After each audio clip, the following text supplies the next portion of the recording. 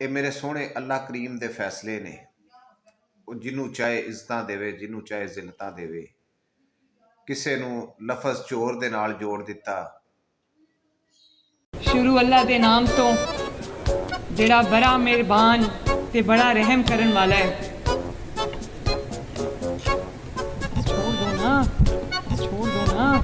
तो मैं ये समझती हूँ कि आज का जो ये मेरा मैसेज है ये पूरे पाकिस्तान में और पूरी दुनिया में जाना चाहिए, क्योंकि पंजाब जो है पूरे मुल्क से हमें प्यार है।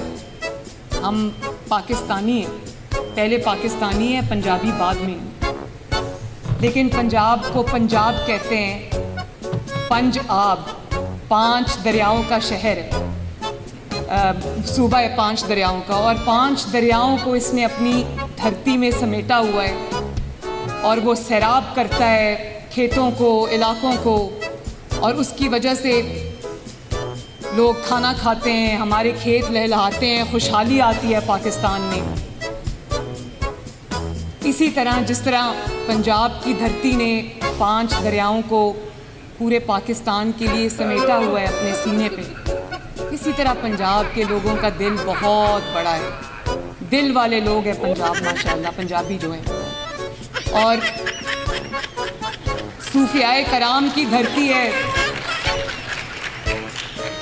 औलियाए अल्लाह ताला की वो धरती है, दिल वालों की धरती है पंजाब। आप भी दिल वाले हैं, मैं भी दिल वाली हूँ। बड़ा अच्छा लगा मुझे आज यहाँ आकर।